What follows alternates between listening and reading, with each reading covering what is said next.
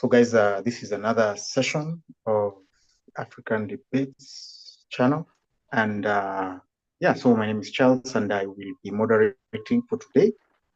And we are going to start. So pretty much we have been having a session and we've been calling it the Black Lives Matter session. And pretty much what this is looking at the whole mantra of Black Lives Matter and whether, I guess just Africans to see how they can understand it in light of all the issues that led to the movement, the philosophy. And so we've talked about slavery, the transatlantic slave trade, women, and now we are talking about poverty.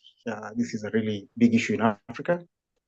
And so we want a Christian and an atheist to discuss how an African atheist, an African Christian, and an African traditional practitioner thinks about what causes this poverty that is so prevalent and even what kinds of solutions would be proposed. So we are hoping this is the beginning of a discussion because it's obviously much more complex than could be handled in a small debate. So we'll start with the Christian opening statement for 15 minutes.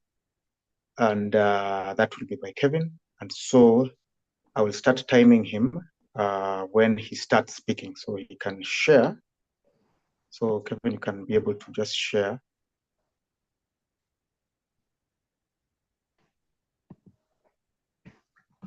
Yeah, so I don't know if my screen is visible. Yes, it is visible. So you can, whenever you start speaking, I'll start timing. Okay, yeah, so thank you for this chance, Charles and the rest of the organizers. My name is Kevin and Kevin Kali, and I am part of a group. We call ourselves the Kenya Christian Apologetics. Yeah, Kenya Christian Apologetics. We participate in finding intellectual ways to spread the gospel of Jesus. Yeah, so for today, for the debate, the topic is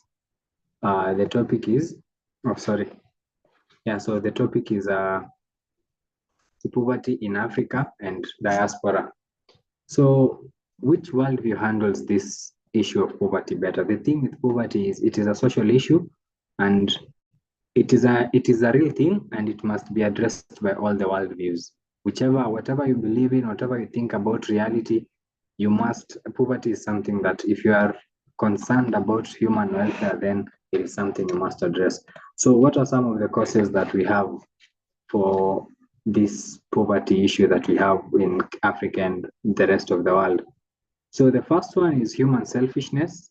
As we know that human beings have a proclivity of being very selfish and taking care of themselves first above all else. To some extent, we can say that this is okay. It's not necessarily a bad thing to take care of yourself. But the issue is when you are too self-centered, you have no time to look at how you can help your neighbor. That becomes an issue. So that is basically what we term the problem of sin, because we all have a sin nature within us that makes us not have a proclivity to do what is right. Well, we have tendencies to be greedy and to be selfish, and they are some of the leading things that cause poverty. The second issue I can say is the misunderstanding of Christianity. What this does, you see, religion in itself is the biggest cause of poverty in Africa, so to say. And Christianity, unfortunately, is part of the religions that have been used to propagate poverty in Africa. So the thing is, if people do not understand religion, or Christianity rather, if people do not understand Christianity as they should, then it becomes an issue. It becomes an avenue for conmanship. It becomes an avenue for people taking advantage of the vulnerable and the ignorant, and that in itself has been a big issue that has caused poverty. Next, we have the belief in wrong worldviews that advocate for increase in poverty. For example, naturalism. Some beliefs are very anti-human, if I can say, because for something like naturalism basically talks about how human beings, we are animals, and since we are animals, it is in our nature to take care of ourselves. And what if you take an example from the jungle, at least you can see animals, they don't care about each other, so to say. They just uh, as long as their thought process is basically, as long as I'm fine, everything else is fine. So they don't care who they hurt, they don't care what they do. And the problem is there are worldviews currently that uphold these kinds of beliefs, these kinds of thoughts, that such that you think you can hurt whoever you have to hurt without caring, as long as you get what you want. And the more we agree and the more we accommodate and tolerate such worldviews, it's the more we find ourselves making our environment, making the people around us poorer and poorer, including ourselves. Another issue we can say is the lack of basic human emotions like empathy and an objective moral standard. Once, without any real objective moral standard, then whatever anyone chooses to do to save themselves from poverty is right, without someone saying, or without there being a standard that we can all refer to and say, by this standard, these actions are wrong. Without any standard like that, then we find ourselves in situations where we just go for survival for the fittest. If you have something and I am in a position that I can take it from you, maybe through theft or maybe through robbery or however, whichever means that I think I can use, then I go for it because I'm saving myself from poverty. And that's why it is common in the Darwinian worldview, where they talk about survival for the fittest, because it's all about, if you can get ahead of someone else, you just go ahead. So these are not all, but these are just some of the issues that cause poverty. So what are the solutions to this? The first solution, according to the worldview that I'm representing, which is Christianity, is accepting salvation by faith in Christ Jesus.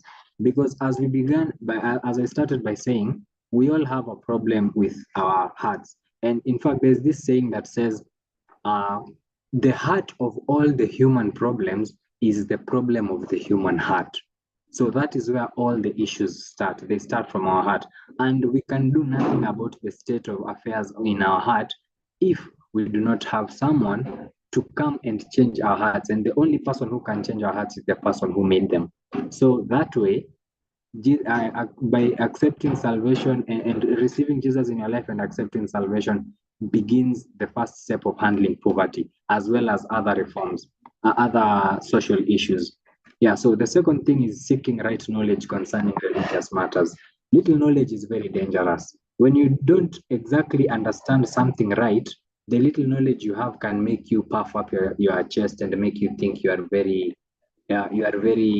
aware, or you are in the know about something. But when you dig deeper, when you find out the real reasons, when you understand what Christianity actually is, when you understand what true religion actually is, that is the point where you begin to know what to do and how to help those around you. Yeah, so for the next one, you have discouraging and denouncing beliefs that are incoherent and inconsistent with dealing with human issues. As we said, there are beliefs that whether they like to admit it or not, the belief system is founded on selfishness, and it is founded on surviving, not being human and not caring about one another. So because of that, we see where if we start by denouncing and doing away with such kinds of beliefs and actually not giving them the time of day or even thought, we are actually preparing ourselves to deal with things like poverty, because they stem from wrong beliefs. There is a saying that says, right believing equals right living. If you believe right, you will live right. So if we believe wrong, then consequently we will live wrong. Yeah, and also for the last part, I can say one of the best solutions that we can have for dealing with poverty is being human. Look, poverty for the most part, poverty is not a choice. I don't think there is anyone who's poor by choice. And if there are, maybe it's a very extreme case. But I don't think anyone becomes poor by choice. So, as from the Christian worldview, we understand that we are all made in God's image, and the purpose of us being here is to reflect that image to the rest of creation, including to other human beings. And that's why whenever we see someone in pain, we are inclined to want to help them. Whenever we see someone, maybe you see a child somewhere, like how mothers, how much we give credit to our mothers for taking care of us, where especially when we are kids and all that. Under the other naturalistic systems where they believe in survival for the fittest, our mothers have no reason to take care of us, because if her taking care of me, for instance, is an issue, is a hindrance for her getting ahead in the social setting, then she has no reason to take care of me. But to be human means to take care of that which is okay, sure. Yeah, so to be human means to take care of that which is most vulnerable in society. So, so what does the Bible teach concerning poverty? First thing, it teaches what true religion actually is. In James chapter 1, verse 29, we see the scriptures explaining that poverty is we see the scriptures that the true religion is taking care of widows and the poor people and the orphans. That is what true religion actually is. So if we actually were to embrace what Christianity has taught as the true religion, then we will actually find that it is easy to deal with poverty. The second thing we see, it acknowledges that both poverty and wealth, it acknowledges both poverty and wealth and sees them as avenues of losing our souls.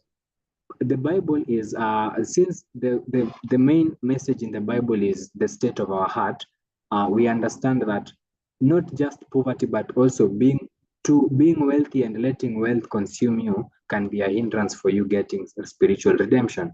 Therefore, the Bible recognizes this and it provides the proper guidelines on how we can we can deal with both situations in our societies. We have examples, numerous examples in the Bible of what the Bible says about poor people, like the example of the early church, how they all brought their property together and they distributed according to their needs. That is in Acts 2:45. We see Jesus himself giving up his kingly position as the God of the universe and coming to join into our lives. And he even lived a poor life so that he could be able to relate to us as human beings. Yeah, so we see he also asked rich people constantly to sell their things and give them to the poor. So we have a Messiah in Christianity, we have a Messiah who actually recognizes poverty as a real issue. And apart from that, he also understands and agrees that this is how we are to deal with them in a kind, in a loving way, and we are to share with them what we have. So here are just some of the examples that we have of in the Bible. Very few examples, like a quarter of, or even a quarter of a quarter of a quarter of what the Bible talks about poverty.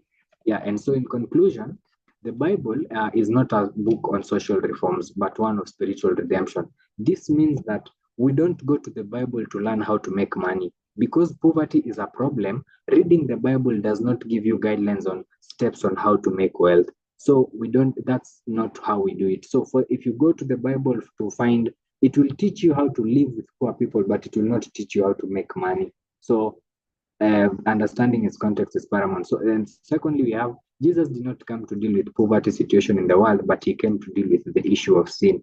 So in Mark 14, verse 7, we see Jesus asking, what does it profit a man to gain the whole world and lose his own soul? This is basically showing that the point of why he came was not to show us how we can make too much money or how we can give up all our wealth and become poor ourselves. That is not why he came. He came so that he can help us deal with our inner being, our inner souls. And so with that, we can I conclude by saying the most important thing, the thing that is more important than our money situation is our spiritual situation. So let's keep in mind that we read the Bible and we grow spiritually, and that is an avenue that assists us in dealing with poverty and other social issues. So that's it from me. Thank you. All right. Thanks, Kevin, for enlightening us in light of, I guess, the Christian perspective on this particular issue and how it considers whether the African traditional view and the naturalistic view is also considering the particular issue of poverty. And I think just before we go to a perspective from an atheist, I wanted to just a second. No, actually, I'll do that later. Let me just confirm that Semakula is ready to start. Semakula, yeah, just arrived, and sorry that he's missed the Christian perspective, but we will see how he can. We will see how he can be able to engage during the cross-examination, even though he missed out on the opening statement. So I will start timing Semakula whenever he's ready to start. So maybe can get ready. to. Okay. All right. Let me. Okay. When you start timing. So 15 minutes opening statement.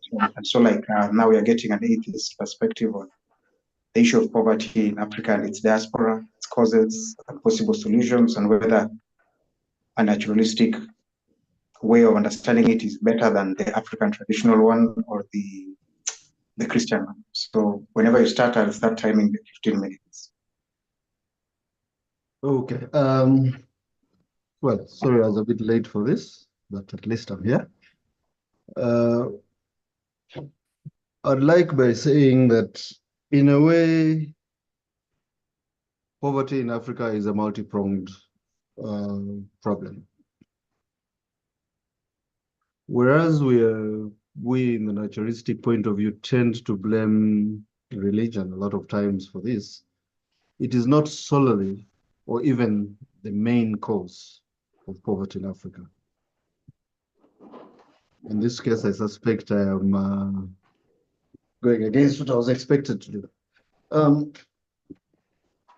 In order to look at poverty in Africa, we have got to look at the African situation, both from its history and from its current governance systems.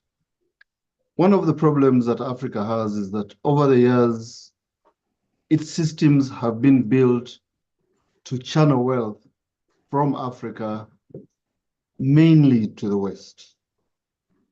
And when many of us got over into independence, we, instead of changing the system to suit ourselves, we left it that way. So currently, a huge number of African industries, African innovation, so to say, is built towards building societies in the West rather than building societies in Africa. To give a simple example, Kenya, which is at least the one that I know most about, has probably one of the finest teas in the world. But in order to taste these teas, you literally have to import it back from Europe or the States in order to taste the top quality Kenyan teas. Because we have been geared to be producers of raw materials. We do not, in general, we do not add value to materials. And the net effect is that we are always at the bottom of the tree, so to say. Part of the reason is, like I mentioned, our colonial history and the way we continued with it. Part of the reason, but a very small part of it, is religion. And this is where religion comes in. Religion has been used by the politicians and by various different people as a bandage every time we have African problems. Every time we need to solve something, we tend to use the excuse that we will pray for it or work on it religiously so that it can be solved. Like right now in the Kenyan situation, we have a doctor's strike going on. And sadly enough, the government solution is to hold a prayer meeting to get rid of it. This is one of the small problems that religion brings into it, in the sense that we give so much respect to religion that even when religion offers solutions that are ideally not the true solution, we will tend to follow them and think we are doing something positive to alleviate our situation, even when we're not. That is about the section at which poverty affects, religion affects poverty. The rest of the things that create poverty in Africa are not based on religion. Our lack of innovation, which comes from our rather poor education systems across the board, our lack of adding any value to our products, and also the idea that somehow we cannot sell or trade with each other. We would rather trade with the hard currencies and ignore that Africa, with its almost 1 billion people in itself, is a pretty big market. If we were to trade amongst ourselves, I'm pretty sure with all the value add we can do here, it's not that we don't have the technical expertise, we can get around this poverty issue. The solutions are basically in a paradigm shift. We have got to start thinking of Africa for Africans. Start producing for Africa, start creating for Africa, and maybe first consider our market as our primary market before we bother about the European and Chinese, Asian markets. And also concentrate on trying to add value to our products. One thing else that leads us into this poverty trap is the rather endemic corruption that we have in this country. Unfortunately, again, religion plays maybe not a major role, but a significant role in this. In the sense that in Africa, you can forgive all corruption, you can forgive all evil doing, as long as you can show that you're a religious person. If you regularly go to the mosque or regularly go to church, you're publicly seen to be a religious and faithful person, we will forgive all your sins. You will steal everything, you will break down the country, but we will forgive all your sins because you happen to be in a religion that we think makes you a good person. So it's not a direct fault of religion. It's more of a direct fault of how we view people in religion and religious institutions as untouchable, and thus are unwilling to question them. So if somebody goes and hides their crimes, especially corruption, in churches, we will forgive them and continue praying for God to give us solutions to our problems while we have the solutions within us. I think that will cover what I have right now. Thank you.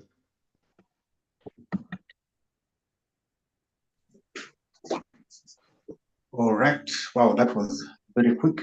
And so I guess before we continue, just for those who might be joining, we are African Debates, and we're talking about poverty in Africa and the diaspora.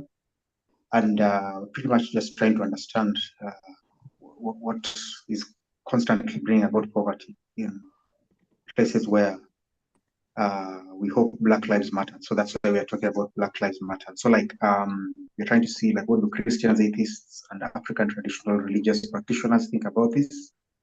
And so right now we are getting into a cross-examination session. And so we'll start with Kevin, who has at least listened to the opening statement. And then we will see how Smakula will cross-examine, because I know it will be a bit difficult for him because he didn't hear the whole opening statement, but I guess he will probably find a way to come up with some questions to ask. So it's going to be quite quick. We want to see if we can do each cross-examination section in 2 minutes each. And then after that, we'll get into a discussion session of 10 minutes total. So it will be an open discussion.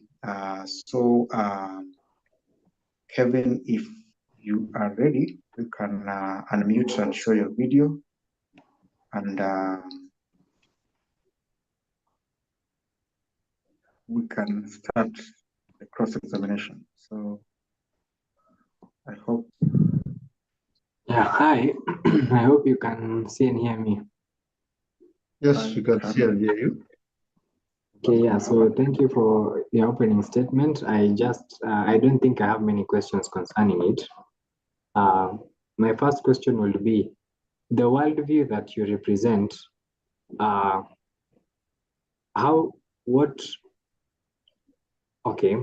does it solve the problem of poverty? Like, why would you, if I was maybe an outsider asking you, why should I join, or why should I believe in what you believe in, and how will that help me deal with poverty? What will your answer be? In the first place, if you are asking why you should join me, I'll probably tell you you're not yet ready to join me. However, my worldview, in fact, the worldview I tend to represent is not necessarily about changing what people believe, but it's more about changing how people approach their problems. How people? Approach their Oh, problems. okay. Yes. Highly uninterested in whether people are religious or not religious. But when people apply this religion as a crutch to either solve or cover up the problems we're having, then we have a problem on it. I think we have all the solutions on hand. We have a pretty well-educated African population, in fact, pretty literate across the board. We have a huge number of resources, right? However, we are not utilizing these resources, either human or natural resources. And we are not willing to examine the actual factors that are keeping us down, as long as they touch on our religions. We are the first people to say, touch not the Lord's anointed. So if the Lord's anointed is stealing the whole country, we shall not touch him. This is part of the problems we have. Until we learn that not only are these resources belong to all of us, and therefore we should have a say on how they are misused, we should be able to point out that, but also we as a group, not only the non-Christian, non-religious, the religious, the non-religious, the animists, everybody else has a stake in the economies of these countries. And we all have the ability to give workable solutions for this. What we don't want, what those on my side of the fence don't want, is us hiding behind our religions, either as saying, God decides, so that is our fate, or brushing off, covering off the sins of our leaders, and instead get out and start doing something about changing our situation. It's not that we don't have the resources. We do. All right. I guess, Semakula, you can now ask at least one question, and then after that is dealt with in a short manner, we get into a now more open discussion. I guess if you have at least one question for him. Kevin, I'd like to ask, what's your opinion on current statistics? In the sense that it does seem, first of all, I understand that correlation does not equal to causation. So that's not what I'm trying to say. However, the statistics do show that a huge number of the very religious countries happen to be among the largest number of the poor countries. It's not that all religious countries are poor or all non-religious countries are rich. But religious countries are disproportionately shown amongst the poorest countries. Why would you think that is, and why would you think religion is not involved in that? I think that's a very good question, because I think maybe you hadn't joined for the technical issues. You hadn't joined even I mentioned in the opening statement that I believe one big reason why, in fact, I believed personally that religion is the main reason why Africa is very poor, or there is a lot of poverty in Africa. That is kind of a standpoint that I hold. My reason, I think there is a lot of misunderstanding on what the purpose of religion actually is.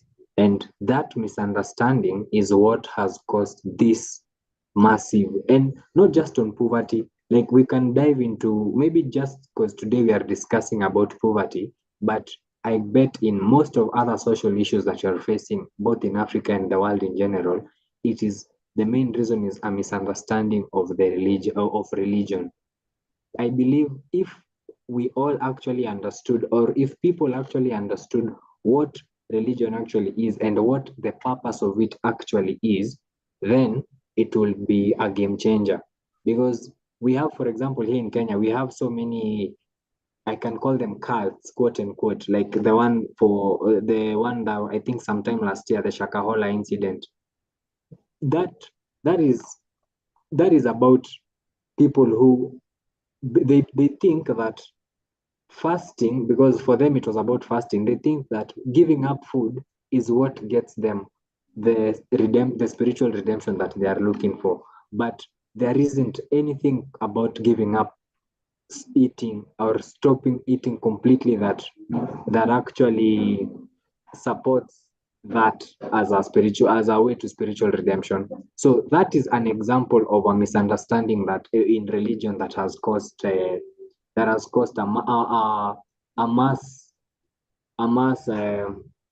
I don't know what to call it, a mass deception, so to say. And I believe it's the same when it comes to poverty. People do not understand, and because they do not understand, they make it worse by not going to seek out the truth for themselves, and that makes them give their money and give up their possessions because they believe doing that is making them right with God and such kind of things. May I have a follow-up on that since you brought it up? Or in fact, you might follow up in the discussion that is just about to start for like 10 minutes. So just before we continue on the statement he's just made right now. Okay. Oh yeah. In fact, I intended that you continue with that. Now I want to now just say that we have started now the uninterrupted discussion. So where now it will be more of a free-flowing discussion. Hopefully, we can also touch on the African traditional aspect, because I feel like that has not been touched. Well, maybe it's irrelevant. You can even say whether it's irrelevant or not. But that one, and then also now that atheist and Christian aspect and poverty, and especially the solutions. Interested also in hearing more about the solutions, and also just before we start on that particular part. So part of the reason we are having this discussion is so for those who are watching outside Kenya who might not know, we have a famous ex-person of Twitter economist called David Ndie, and he said religiosity is highly correlated with poverty and misery. Less religious societies are more morally upright than religious ones. Religiosity is a sign of hypocrisy, injustice, and helplessness. In short, religion is for losers. So that's a man known as David Ndie. For those who are not Kenyans, can be able to maybe just see what the context of this discussion is. So now we are getting into a discussion element of, I guess we can make it depends on how the conversation goes, but we can try to make it around 25 minutes. Hopefully we can.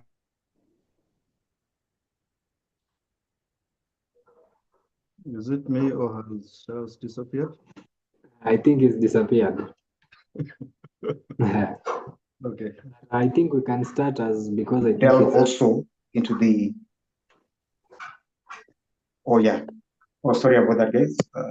Did I disappear for at least a second or so? Yes.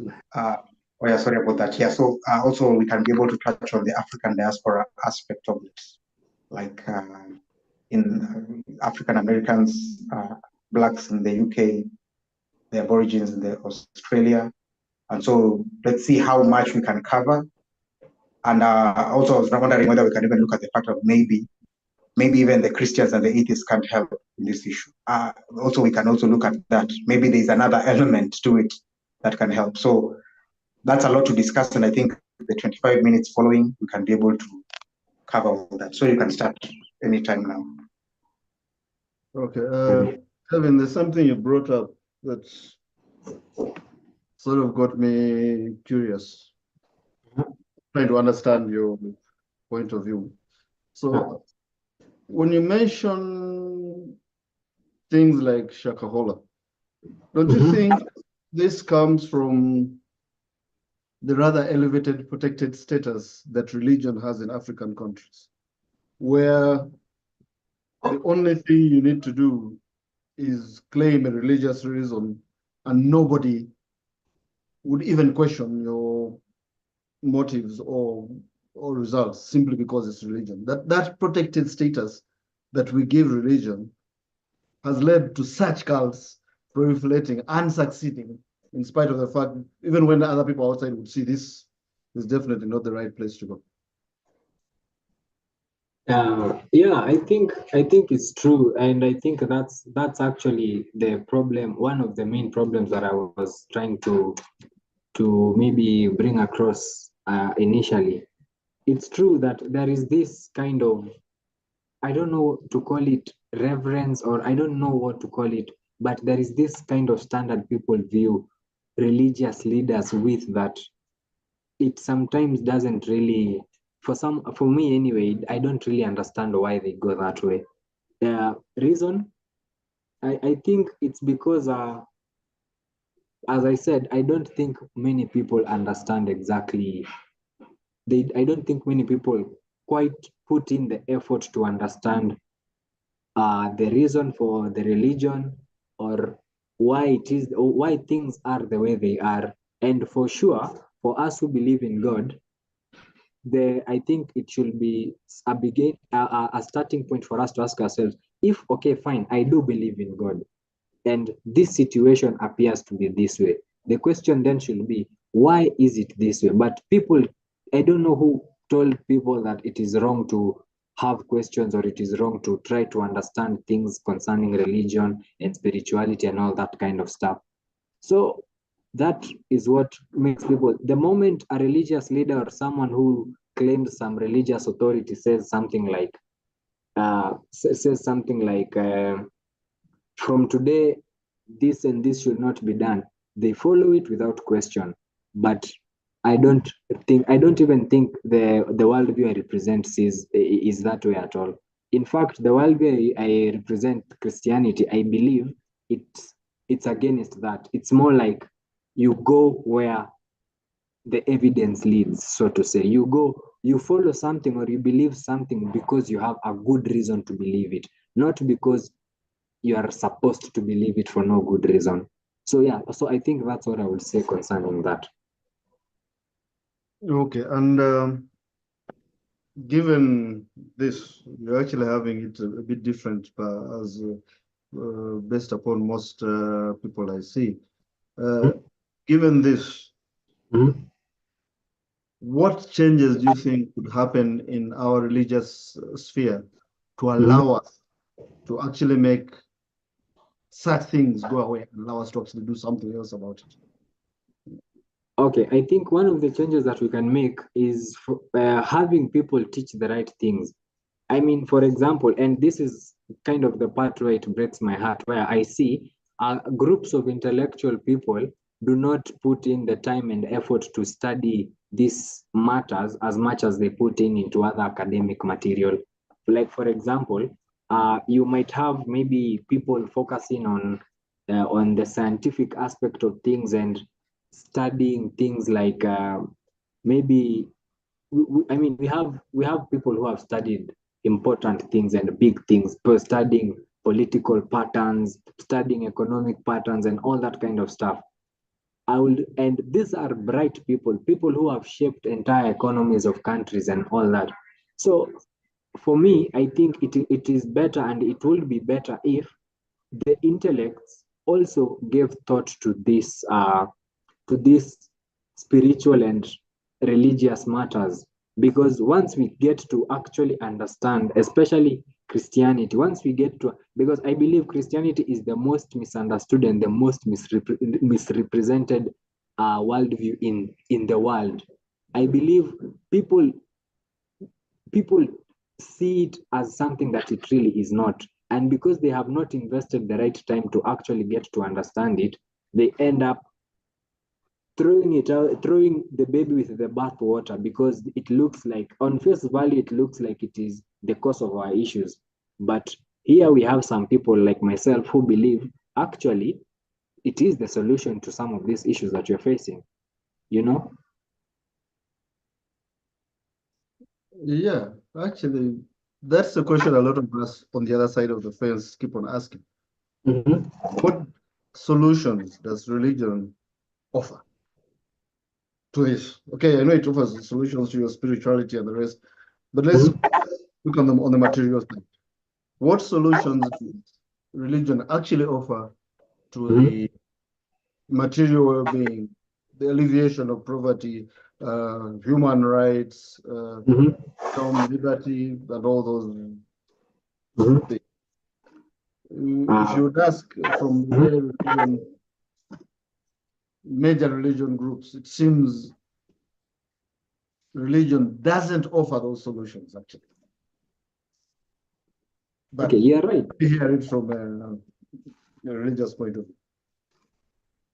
Okay, I think first of all, during my presentation, I quoted, I put up a few a slide. I had one slide where I spoke about what the Bible teaches about poverty and the likes. And okay, poverty, because that's what you're dealing with right now. And allow me to quote one verse. I'm not one to open Bibles and to use the Bible in a way, in such a setting, because I think it's better used in a different setting. But just for this moment, I want to actually show you that what the Bible actually says concerning it. In the book of James, chapter 1, verse 27, we see, this is what it says. This is what it says. The religion that God our Father accepts as pure and faultless is this: to look after orphans and widows in their distress, and to keep oneself from being polluted by the world. I mean, if we use just that one verse, the Bible itself explains what true religion actually is, according to the standards that it has. If I was just to ask you, maybe to use you as a case study, how many professing Christians do you know who actually do that? Who actually take care of orphans and of widows? How many do you actually know that do that? How many big churches do you know actually do that? I'm not talking about the local churches from our home areas. I'm talking about the mega churches that you know. How many do you know? The ones that make millions and millions every month or every week because of maybe tithe. How many of them do you actually know that use that money to help widows and orphans and all that? To be honest, I hardly think there are any. Exactly. And to be honest, maybe just to finish my thought, and then I'll let you maybe hear what you have to say about it. And that's kind of the sad reality towards it, that so many people, they use this Bible, the same Bible, they use it to say how God has riches in store in heaven for us. And okay, it is true, he does have riches in heaven for us, but he has also given us a guideline on how to live while we are here. And people don't, the preachers and the speakers do not, they ignore that part, because they know once we teach people this, it gives them a certain kind of freedom that they no longer have to, they are no longer going to be slaves, quote unquote, to our message. So they prefer to keep asking you to give tithe so that the Lord blesses you and all that, because they know at the end of the day, this tithe comes to me. That is somebody who doesn't even put consideration on the person giving tithe, what did they eat last night? You know? Yeah, so that's actually, I think that paints a kind of maybe a clearer picture on the point I was trying to bring home the first time. Yeah. Yeah, but yes, I know I've not been in church for a while.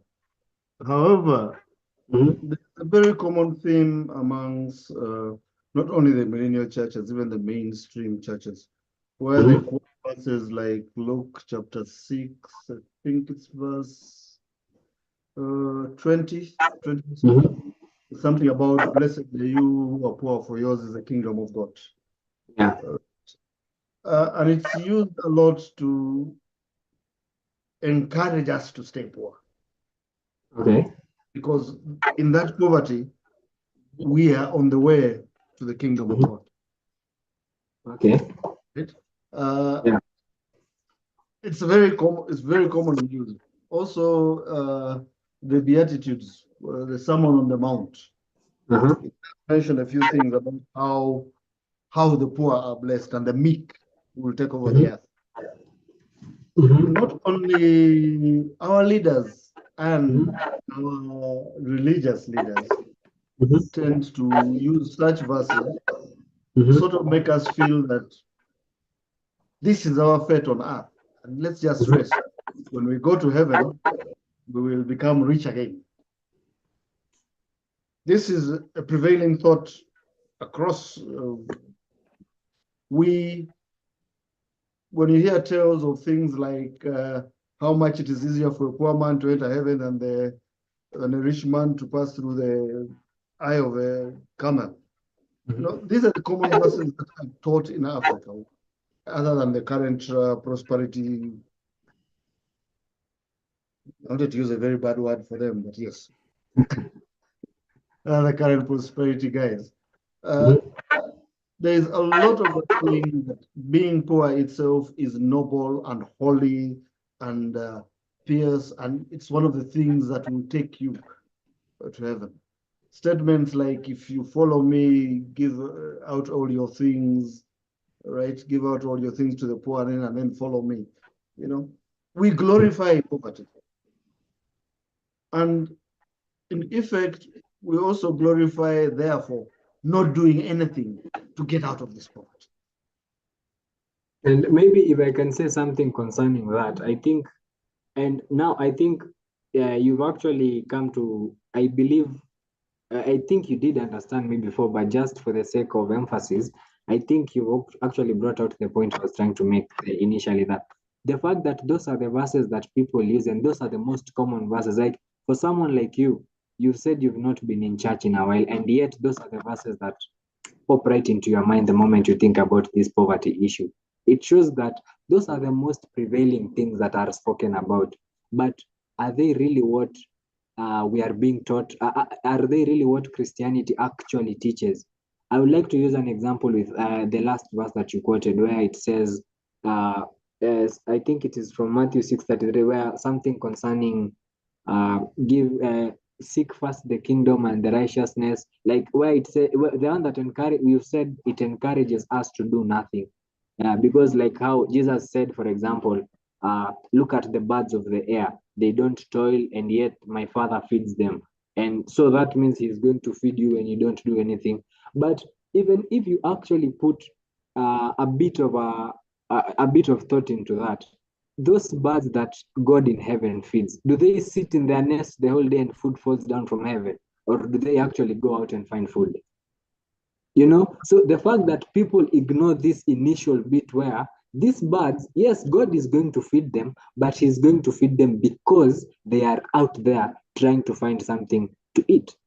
You know, yet you are a fully grown human being, you would think that sitting there and waiting and going to church and screaming and shouting, you think that that is what is going to make God bring food and provide for you in your house.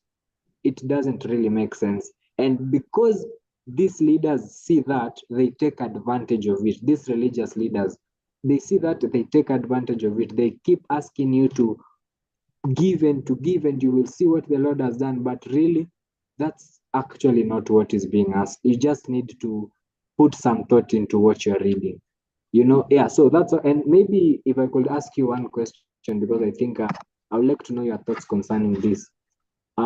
You said initially, I think it was during your opening statement, you mentioned and said that you don't necessarily advocate for people to believe in what you believe in. Then my question to that would be, then why do you believe what you believe? If you wouldn't ask anybody to join you, or if you wouldn't ask anybody you wouldn't want someone to see why this is better, quote unquote, then why are you there yourself? First, understand, it's not that I don't think it is worse or not better. I actually think my stance is a better stance. However, my stance is not a stance you get in by being convinced by people. It's a stance you get in by seeing it for yourself, learning for yourself, living through it yourself. I can't come and preach to you about the beauties of atheism, the beauties of not worshiping a God. That I would be making a mistake. It is something you learn, and it's only when you are ready to do the step that you do it. One of the other reasons I wouldn't encourage people to just jump into it simply because, well, Sanakula looks like he is happy with it, is you've also got to realize that in our societies are extremely religious.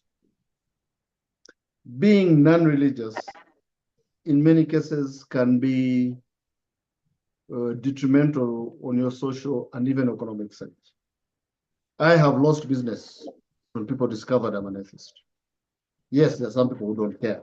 Business is business. But there's some people who will think, I can't do this because they somehow associate being an atheist with being a Satanist. Whereas from the atheist point of view, those are both gods from the same. In fact, the only Satanists we know are Christians.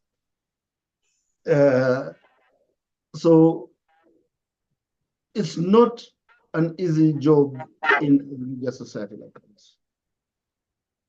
There is a lot you stand a chance to lose, which means it's only a stance you should get in when you are sure not only of what you're gaining, but So wait, just maybe a follow-up, and then you can maybe conclude the thought.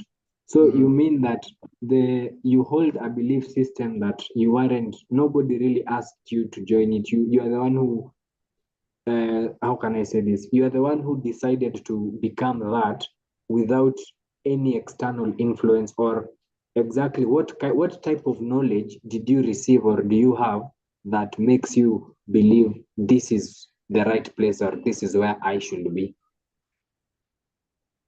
To tell you the truth, for a large part of my life, I didn't believe in God after I lost my faith and all that. And I didn't know there was anybody else with it. I thought I was the strangest guys. I'd look at guys and say, you guys actually swallow all this stuff. I mean, you can't see. And I thought essentially it took until the advent of social media to even discover that there are people of that sort in Kenya. The so-called atheist agenda that a lot of people talk about, I've never seen. Most atheists out before the social media got into the system by, in most cases, by reading the religious books. In my case, the religious books were the first and probably the greatest step to turn me off religion. I have read the Bible a number of times. I have read various different apologetics, including old apologetics like St. Augustine. I've read church history and history in general.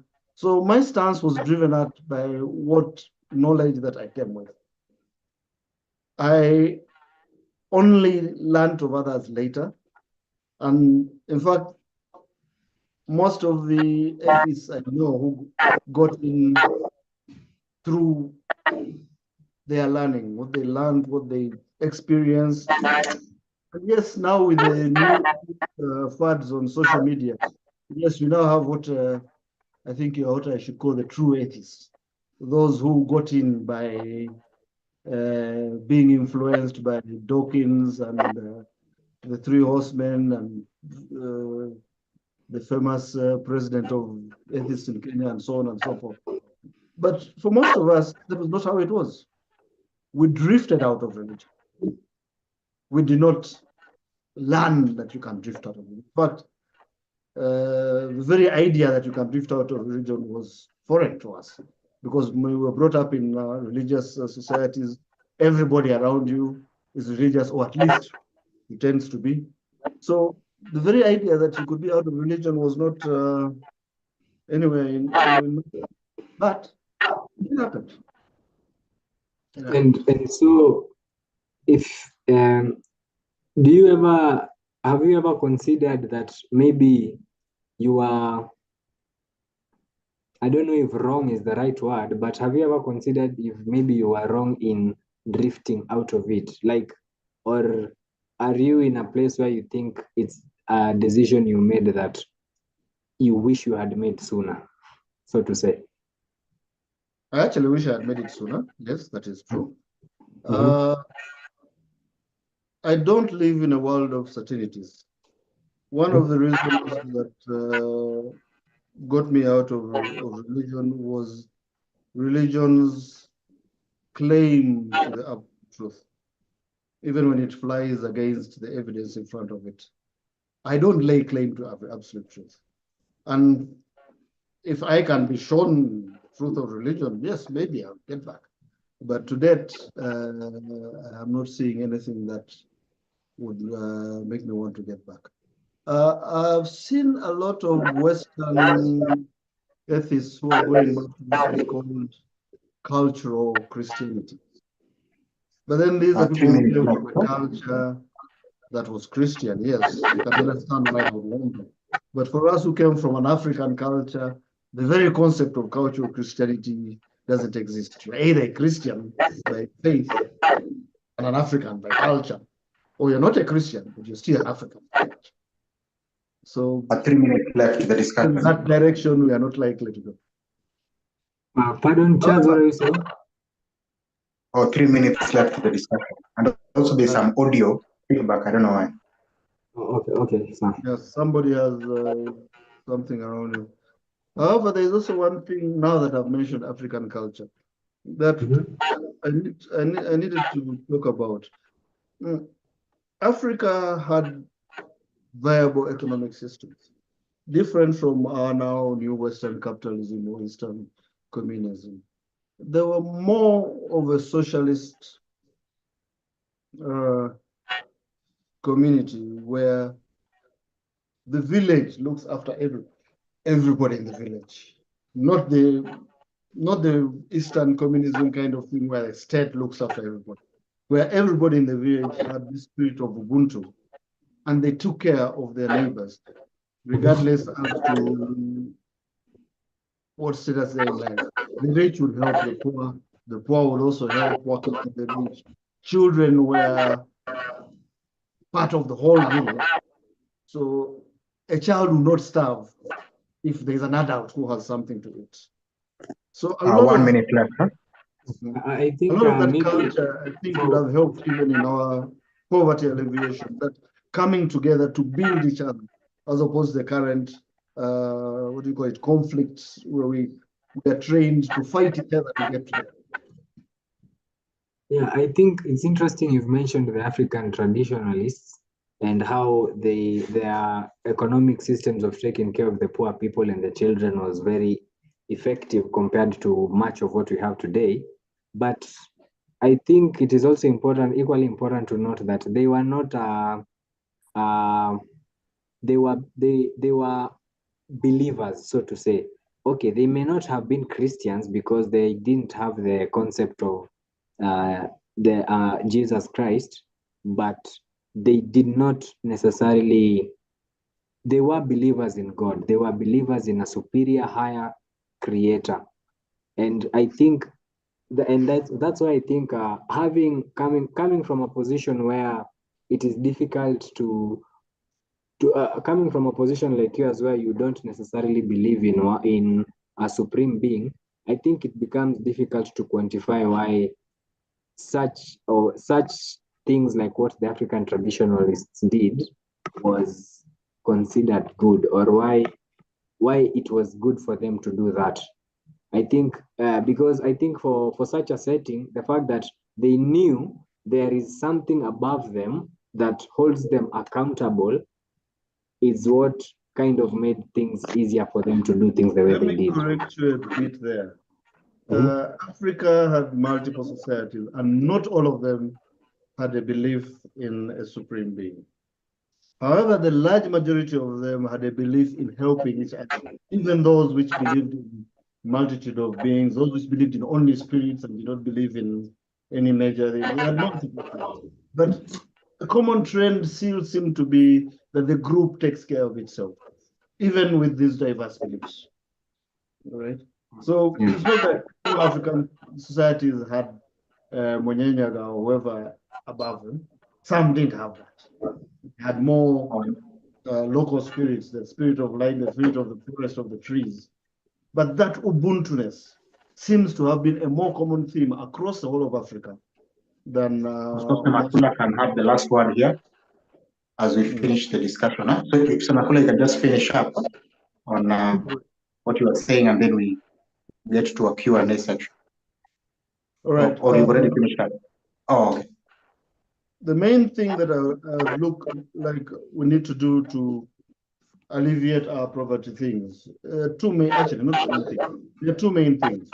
One, we need to get back to a more people-centric economy, where we do not look at it as a purely commercial economy. Now you go cash crops, case of point in Kericho, they grow a lot of tea, and then they reach a point where they are starving, but they can't cut down the trees. So we need to get a more people-centric thing, make people feel they own this economy. They don't work for others, even when it's their own farms. And also get away from the unthinking obedience of our leaders and powers be able to question and make changes in the way we live our life. This is irregardless of whether we are religious or not. It will still affect. I don't know if there's time for me to say something to that. Charles? Yeah. You're on mute. Sorry. I was actually saying, I wanted to bring the discussion section to a close because it's gone actually longer than it should have. And there's also been a lot of echo. I don't know what has been the problem, but hopefully we can proceed well. So like the problem is I've not been able to see the comments in the live stream because for some reason I can't see the comments. So I don't know if any of you has been able to see if there are any comments on the live stream. Yeah, which I've been following, I haven't seen any. Okay, if that is so, then hopefully we can be able to move along without that echo. But so without the Q&A, I guess probably we can be able to finish off. So, but I guess maybe at around, maybe in 15 minutes, we can be able to get our closing statement, which is supposed to be like around a minute, actually. So, but now I guess maybe we've already tried to discuss this issue a bit in depth. In lieu of the fact that there are no questions, we can be able to probably touch on a bit more of, I guess, the solutions, because I have not really had a lot about solutions being proposed either by the African traditional practitioner or the atheist or the Christian. And I guess maybe it's possible to say that there are no solutions. That maybe it's the Buddhists who can help us. Maybe the Christians or the atheists and the African traditional practitioners are hopeless. So like maybe if we can be able to have more of a discussion on that, and then also and then also to see whether maybe other Black and brown people outside Africa are seeing this in a different light. And I guess maybe it's hard for us to maybe know that, because I'm wondering how they see this. whether they're seeing, oh, we've got it all wrong, maybe, as far as they're concerned. So like, I don't know if you were able to look into that. So what the solutions actually are, and then also what other Black and brown people outside the continent are thinking. So we can just do that for like 10 minutes of a continued discussion period, and then we will get into closing statements. And hopefully I can, maybe I'll just mute myself so that that audio does not continue. Okay. Or also maybe when one person is speaking, the other person can mute so that maybe it can help. Okay, perhaps I can start on this. Yeah, so well, before I proceed to the solutions, there's a comment I wanted to get in the last bit of conversation we had. And the point I was trying to make, was there is no justification for, I mean, yeah, in the traditional society, there was a people, sorry, yeah, in the traditional society, people lived together, and there was that Ubuntu kind of society that you've said. And I believe it is very possible, even in our modern, even in the probably in the non-religious and the non-believing part of population that we have, both in the world and in the country. But my issue with that is, as good and as true as it may be, the point is there is no real justification for that without the concept of God. Because I think for the traditionals, even those that did not believe in a concept of God, they still had something, the spirits, as you mentioned, and the maybe nature and the things around them. They still revered these things as superior to them. So they still treated these things as a standard from which the rest of us need to behave in response to these aspects, this specific aspect. So because of that, my thought is for a worldview where it is not, there is nothing above the human mind, there is nothing really to tell the human intellect that actually this is what you need to refer to, then the Ubuntu system can go on for as long as it can. But should another system rise up where it's about us taking resources from those that have and giving and holding them for ourselves, there is no real justification to say why that is wrong. Because at the end of the day, if there is no standard that is above the human intellect or the human mind, then anything is just as good as the other. It's only a matter of how many of us are willing to follow that which is here. That's why I agree that maybe the Ubuntu system could work, but my issue is not on the workability of it. My issue is on the justification of it. Why is it better than another system? I will disagree with you on the issue of we need a higher person to decide. There is something that almost every human has, which is called self-interest. Pardon? It's called? Which is called self-interest. Okay. Right? It is in our own self-interest to be cooperative. The reason why we are cooperating with the pieces is because it's in our self-interest to be cooperative. I will disagree with that. Do you think a society could survive without cooperation? I don't think so, but I don't see why individuals should care about the survival of In order for me to survive, I need the help of other people. No, you don't. I do. Tell me something. Can I produce a child for myself? Pardon? Can I produce a child for myself? No, you can't. I need somebody else to help me do that. Yes. Can I till all the land I need for my own needs by myself? If you have the ability to, then why not? But do I have the ability to control the weather? If I lose crops here, don't I need somebody else to give it to who might have crops on the other end? Or somebody who might have. What I'm saying is not that it is impossible to work on your own.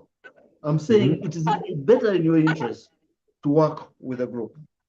For the simple that reason would that also, in most cases, we cannot be entirely self-sufficient. no, but you see, I agree with that. I agree with the idea behind that. My issue is what happens if I force you? Let's assume, assuming I am stronger than you, right? Assuming I am stronger than you, or my people are stronger than your people. What happens if we force you to do something for us? Because that's how slavery actually came to be, right? Slavery Like came, it's true. yeah. Hang on, let me finish the thought first.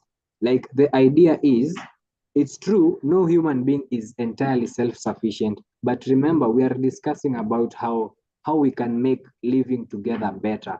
So my point is, without someone higher, without a higher standard than the human mind, then I can make you do something for me, even if you don't want to do it for me, as long as I have made you do it. Like, for example, and maybe this is a very extreme example, but for example, the example you've made about if you can produce a child, you don't need to be, you may not have the ability to produce a child, but if you can grab someone and produce and rape them, so to say, so that they can produce a child for you, and without a standard that is above you, you are well within your right to do that.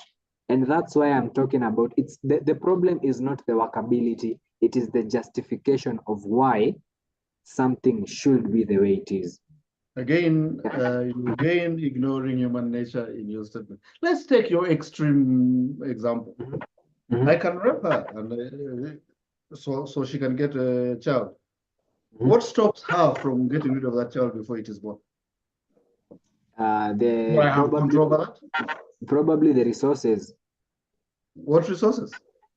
Assuming you are the person, like how if it is somebody under your care, for example, you are the one who is in charge of the resources that they are that are available to them. You can Yes. deny them the resources of having getting rid of the Yes. child. And if Yeah, they're determined enough, what stops them from going and actually getting the resources from somewhere else? The ability. Look at it in what the long stops- run. You will have small groups of people who will feel hopeless, will never do anything, to get out of their situation. But it is not sustainable. One of the reasons But why should you worry about the sustainability of something? Because if I it's have to something- live with it afterwards. That's what I'm saying. Like, if we look at it, when you look at things from only an individual's point of view, all right? That individual wants to survive in the society, wants to live. But if he uses force all the time, he will reach a point where the society will rebel against him. Take a look at any single dictator anywhere in the world. There has always reached a point where enough is enough. And what does happen? Now, you, the individual, are in problems, right? In almost every situation where force was applied to a group of people to keep them in line, eventually that force collapsed because the people could not stand it strong. And unfortunately, in order to maintain this force, you need other people to keep that force running. Yeah, in most situations, the effects were felt long term. Really? Like which ones? Yeah, like for example, if we can go maybe as we finish maybe this part, because I see Charles is saying the time is up. If you can look at maybe some of the dictators as you've spoken about, they were dictators and some of them died while their systems were still in place. So as individuals, they had been served by their dictatorship. Yeah. Give an example. I can give you multiples which went the other way around. Pick up Idi Amin, pick up Bokassa, pick up Gaddafi, pick up, I can give you multiples. Pick up Stalin, pick up, what's his name? The one who was before Gorbachev. Almost everywhere, all right? As long as the people were not gaining, as long as it was being forced on the people eventually rebelled. Yes, there are people like Castro who are considered by the West. Can I finish this before? Okay. And then there are people like Castro who are considered dictators by the Western systems, But in what sense were they dictators? Because what they did essentially to date is what the people want. The people had they had medicine, they had a level of food, they had a lot of stuff. They felt that they were being taken care of. They were not being forced to do. When the dictator was forcing them, like I'll tell you the truth, to use your example, if I went and convinced some girl somewhere that I'm the nicest person, even if I'm not really, gave a few small presents, made her feel happy, and much as I'm what is the word for it? I'm coercing her in a different manner. As long as she feels happy, she will probably stay with me and give birth to a kid. But the moment I force her, you're going to reach a point where she will force back. And that's what happens all over the world. The dictators who went all ahead and forced the people, eventually, and in most cases, within a few years, the people rebelled against them. Ones who tried to follow what the people said, even though they maybe amassed a lot of wealth and everything, but they gave people the illusion that the people were getting what they wanted by the ones who stayed. That's why you have the Castros. And that's why you don't have their means, because of different approaches. Those who force, you have a pushback. Those who move with a group and make them feel that they're getting them are the ones who survived. And history is replete with examples. Okay, I think that is a nice way to end the discussion section that has gone a bit longer. And so just before we get into the final statements, it's going to be like 1 minute each. So, and the idea is to give now your thesis statement for today, if it's even possible to do it in 1 minute, whereby like what are the causes and the solutions to the issues of poverty that is prevalent, particularly in African nations and the diaspora, and whether Christianity, naturalism, and African traditional religion have anything important to say, or maybe nothing important to say about the issue. So if it's even possible to do that in 1 minute, I will start, I guess, with Kevin to give a 1 minute summary on that issue. So I'll start timing when you start speaking. Yeah, okay. I think for me, I would say the idea, the solution, the causes, as I mentioned maybe in my opening statement, Samakule, you are probably not there.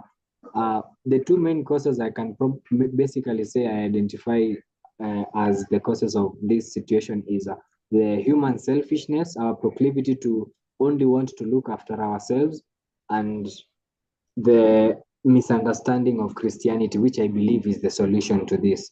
Because at the end of the day, if we actually, and not just pick any topic you want, if you do not quite understand this topic well enough, you are bound to make mistakes while either representing it or while trying to practice it. And I think it's the main prevalent thing when it comes to Christianity as the solution. So for the African traditionalists, I would say they had good attempts at trying to solve these issues, and I think it was good for their time because they didn't really have too much to think about like us. Like today we find ourselves having these questions concerning maybe as I hear these days they are called the self-existence crisis or something like that. Time's up. Okay, or yeah, time's so up, but maybe you can just summarize. okay, yeah, to finish up, yeah, so for me I would say that is the solution. The solution is to have a right understanding of what Christianity actually is. That way it will help us, and it will push us to kind of rid ourselves of the proclivity to selfishness, and it will help dealing with assisting those who are in need in our societies. Yeah, so that will be it. Thank you. All right. Thanks for that. And also, Semakula, you have 1 minute for the same question, just to summarize. I will not go into the reasons we have poverty because there are so many of them. However, on the solutions, I will disagree with Kevin in the sense that I think the solution is actually to pander to our own selfishness. If we don't form a system that actually caters for our self-interest, we will never succeed. And we've also got to learn, perhaps, that our self-interest can never be removed away from the self-interest of others. What I do on one end is affecting others, and it eventually goes around and affects me. But every time you have a system that does not cater to the self-interest of the individuals and the society in that system ends up in tatters, in spite of any good feelings or ideals that system may have. That would include Christianity, traditional things, and other secular systems. Self-interest is the key to the escape from poverty. Oh, all right. Thanks for that. So this is another session ended. So just unless maybe one of the speakers has maybe something they want to say about maybe their organization, maybe the Free Thinkers in Kenya Association or Kenya Apologetics Press, and also maybe Apologetics Kenya or Africa Center for Apologetics Research. And we also have the Skeptics and Atheist Society of Kenya. So maybe if there is anything they would like to say, if not, we will come to an end. Kevin, you go ahead or I start? Yeah, you can start, no issue. Oh, okay. I belong to an organization called Free Thinkers Kenya Association, which we commonly call FICA. Its aim is to enable us to use critical thought in almost everything else we do. In FICA, the idea is not about the conclusions you reach, about the methods you use to get to it. So it's available on FICA, on Facebook, I think, and Twitter. Anytime if you search for Free Thinkers Association Kenya or FIKA, Free Thinkers Initiative Kenya, you will find it in those platforms.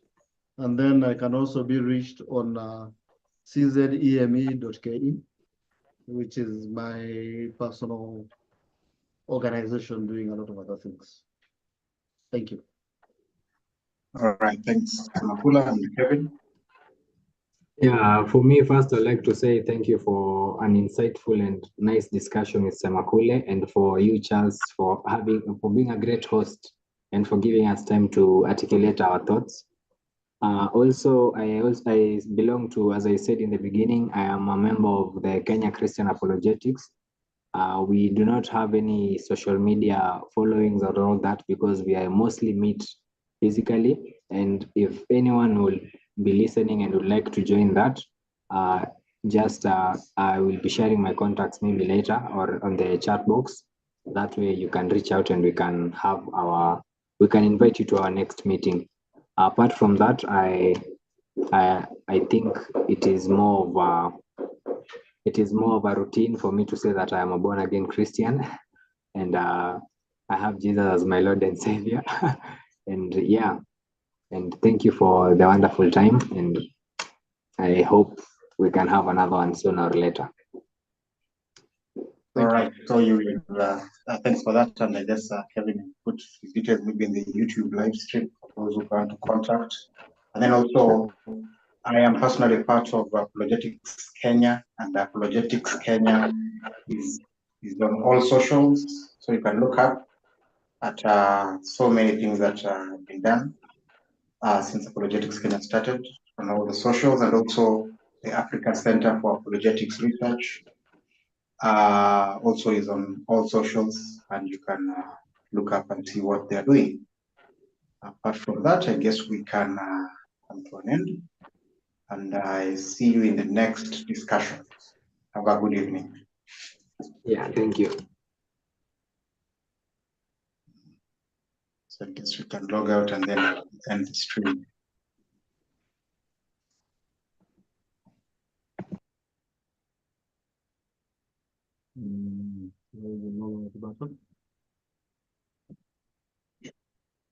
We managed to log out.